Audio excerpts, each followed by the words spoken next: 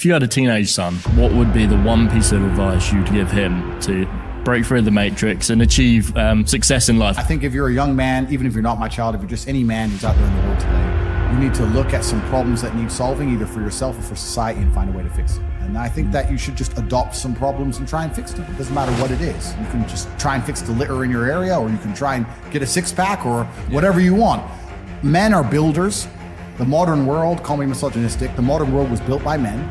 Every building you're in was built by men. Every road you drive on was built by men. We're builders, we build things, and that's what you should be focused on. Have you got any advice for 21-year-olds who, I guess, seem pretty lost and they don't really know which direction to go in?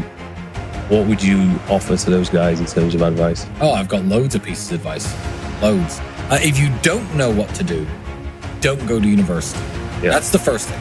If you know what you want to do and you need a university degree to do it, then obviously pursue that. If you don't know what you want to do, going to university is going to burn 3 or 4 years of your time and likely get you into a bunch of debt and a bunch of trouble that you don't need. 2, don't waste that. Yeah, don't waste time on frivolous pursuits. Stop trying to live like the man unless you've actually become the man first. And that means women.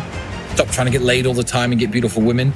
Because if you are a nobody, the time and effort it's going to take into convincing a really beautiful woman to go to bed with you is much less time than it would take me or Mike, because we are a somebody already. So you're burning your hours. Don't chase women too much. Don't chase having fun too much. Don't chase clout too much. Don't try to be seen cool places that you can't actually afford to be in. You know, Dubai is actually a very interesting example of this. I'm going to go off on a bit of a tangent here, but that's all good advice. It's simple. Dubai is a very good example of this because Dubai is a place where people can look like they're doing something big when they're doing absolutely nothing at all. Mm-hmm. There are hotels in Dubai, like the hotels I stay at, that are 1, 2, 3 grand a day, 10 grand a day. They do exist. And there are also hotels in Dubai up near the old town where, you know, the laborers and the workers stay that cost $35, $40, $50 a day. That does happen.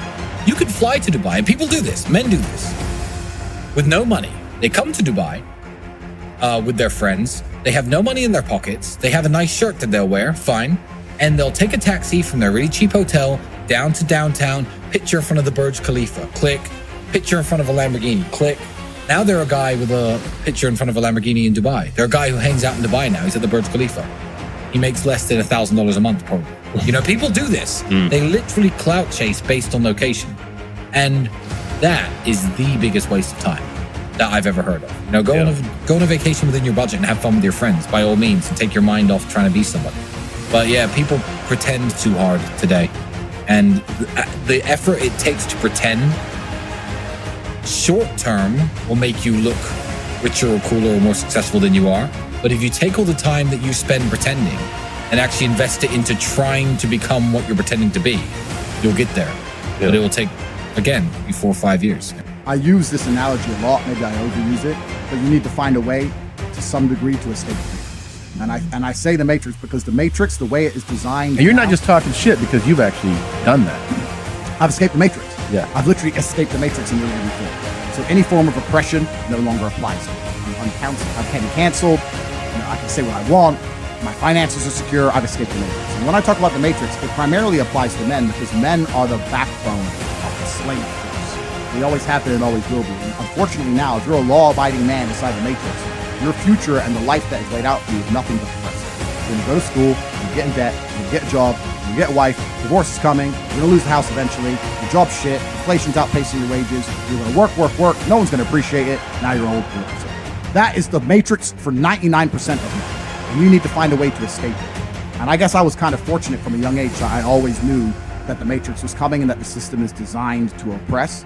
The people who make the rules do not make the rules for the benefit of us. They make the rules for the benefit of the people who make the rules. And I knew that. And I think every person intrinsically knows that. Like if it's 4 a.m. and you're sitting in a gas station and a Lambo pulls up, you're probably thinking drug dealer or criminal. You're not thinking, oh, he definitely went to school. The system is absolutely broken. It's designed to oppress. And that the majority of people who stick to the rules are going to lose. This is the knowledge that you're only going to learn the hard way. And even after I tell you, you're still not going to implement it because you don't learn even unless it's learned the hard way. But at least if I tell you in advance when it happens, you can be like, oh yeah, actually listen.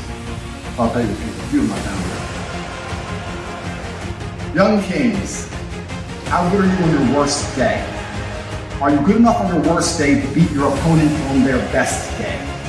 This is the key to unlimited success.